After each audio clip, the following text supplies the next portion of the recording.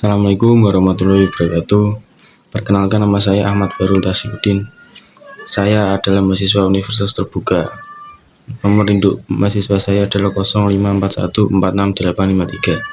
Saya prodi di Agribisnis Pertanian BPJJ Semarang. Saya akan memberikan narasi atau refleksi terkait hasil wawancara saya dengan pemerintahan desa setempat, yaitu Pak RT. Sebagai mahasiswa yang hidup dalam dinamika sosial di desa saya menyaksikan berbagai norma, aturan, dan mekanisme pengawasan bekerja membentuk perilaku individu dan kelompok. Pengendalian sosial dan pengawasan masyarakat bukan hanya soal hukum formal atau aparat negara. Ia juga meresap dalam interaksi sehari-hari, praktik komunitas, media, dan teknologi digital. Dalam refleksi ini, saya menganalisis bentuk-bentuk pengendalian sosial yang ada di lingkungan saya, menilai efektivitasnya, serta mengkritisi implementasi etis dan sosialnya. Untuk identitas Pak RT yang saya wawancarai, beliau bernama Bapak Manuri. Beliau adalah RT dari RT 5. Beliau sudah menjabat selama 5 tahun. Berikut adalah kuesioner yang saya tujukan kepada Pak RT. Menurut Pak RT, seberapa sering terjadi perilaku menyimpang di lingkungan RT selama 12 bulan terakhir atau 1 tahun terakhir? Beliau menjawab jarang atau kadang-kadang. Jenis perilaku menyimpang yang paling sering ditemui. Beliau menjawab, jika perilaku menyimpang yang sering ditemui di desa saya seperti judi online dan hanya peredaran atau penjualan miras tanpa izin, dan juga para anak muda yang mabuk. Menurut Pak RT, penyebab utamanya munculnya perilaku menyimpang di lingkungan ini adalah, menurut pandangan Pak RT, penyebabnya adalah munculnya perilaku menyimpang ini di lingkungan tersebut karena dorongan lingkungan atau pertemanan yang kurang baik. Lalu, apa mekanisme pengendalian sosial oleh masyarakat atau Bapak RT? Pengendalian sosial dari Bapak RT ialah mengatur perilaku warga dengan teguran lisan atau mediasi ke keluarga. Untuk aturan yang tertulis di desa saya ini, untuk Pak RT belum ada. Seberapa efektif menurut Bapak RT bentuk pengendalian sosial informal tersebut dalam menjaga perilaku menyimpang? Sangat efektif atau cukup efektif. Beliau menjawab begitu. Karena terkadang ada orang yang tidak terima jika ditegur, jadi tinggal balik lagi ke kesadarannya masing-masing. Tetapi Pak RT tidak pernah berhenti untuk menegur atau menasihati jika ada penyimpangan.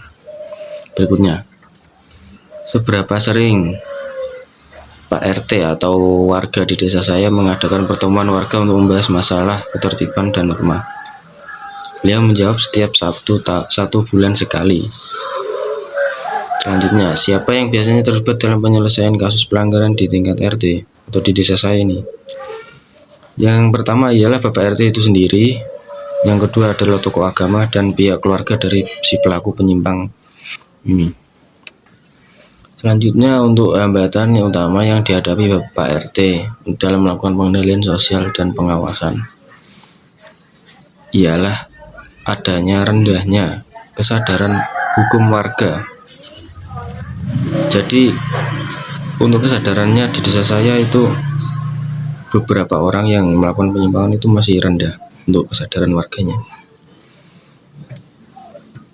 Seperti itu beberapa kuesioner yang saya tujukan kepada Pak RT. Pengendalian sosial dan pengawasan masyarakat adalah fenomena multifaset yang mencakup hukum, institusi, norma, dan teknologi. Efektivitasnya bergantung pada legitimasi, proporsionalitas sanksi, dan ketertiban masyarakat. Bagi mahasiswa dan warga, saya perlu kritis terhadap mekanisme pengendalian, mendukung yang menjamin ketertiban sekaligus menentang praktik yang menekan kebebasan dan merugikan kelompok yang rentan. Dan di akhir video saya akan menunjukkan rekaman saya ketika melakukan wawancara kepada Bapak RT. Terima kasih. Assalamualaikum warahmatullahi wabarakatuh. Waalaikumsalam warahmatullahi wabarakatuh. Perkenalkan, nama saya Ahmad Fairul Tasiuddin. Saya mahasiswa Universitas Terbuka. Nomor induk mahasiswa saya 0541468853. ini akan melakukan wawancara bersama Bapak RT, bersama Bapak Wanuri. dalam proses pengerjaan tugas mata kuliah pembangunan masyarakat desa dan kota. Baik, akan saya laksanakan untuk pertanyaannya. Yang pertama,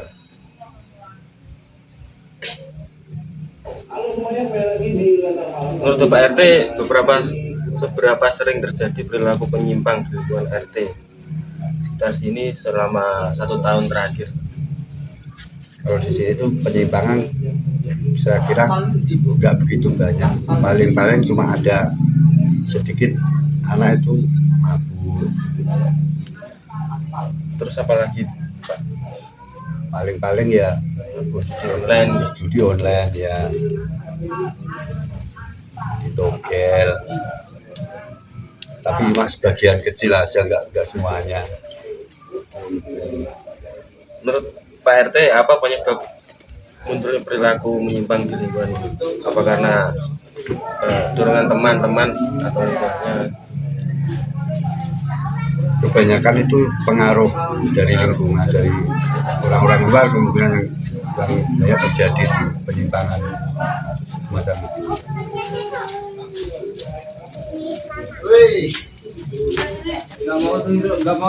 Apakah lingkungan RT memiliki aturan tertulis, misalnya tata tertib RT yang mengatur perilaku warga di sekitar sini?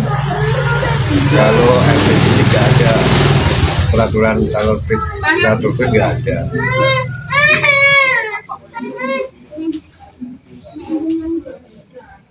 Untuk pengendalian sosial informal yang diterapkan oleh warga, lisan, mediasi warga dari Pak RT. Kalau dari saya itu, kalau dari lingkungan biasanya diberi teguran, terus diberi arahan pada keluarganya, terus didik anaknya.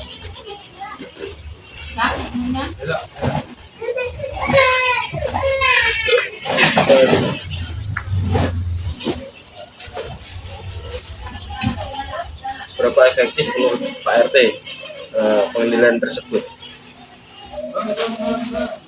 Sampai ini sosialisasi ke keluarga ini efektif apa?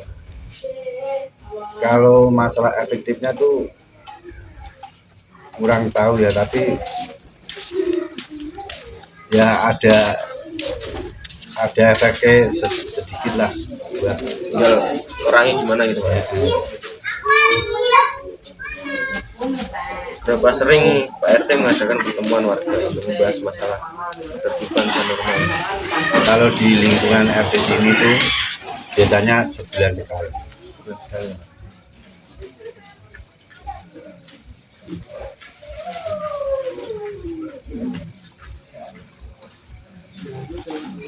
Siapa yang biasanya terlibat dalam penyelesaian kasus pelanggaran di RT? Biasanya ngurusi. Saya ngerti biasanya RT terus sama ya tokoh agama, tokoh masyarakat, orang sepuh.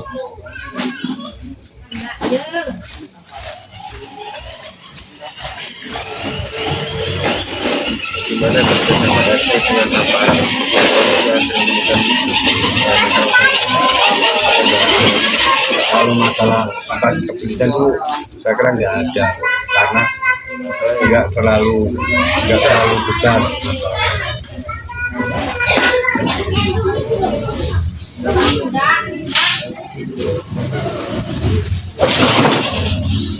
untuk dampak positif apa yang pernah terlihat setelah pengendalian pengawasan seperti sosialisasi keluarga? Dampaknya itu anak-anak lebih baik, dan kalau anak yang sudah di sekolah itu sekarang sudah mau kerja.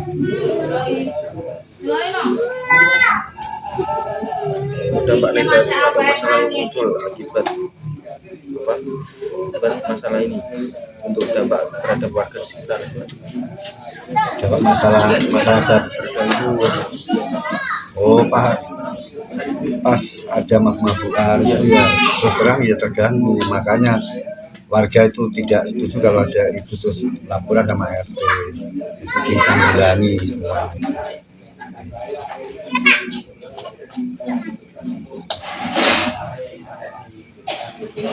Hambatan utama yang dihadapi Pak RT dalam pengendalian sosial dan pengawasan ini, hambatannya Hambatannya kadang-kadang tuh hambatannya itu masalah keluarga, banyak kan yang tidak, kadang-kadang marah kalau dikasih tahu tuh marah. kesadaran gitu Ya, kesadaran.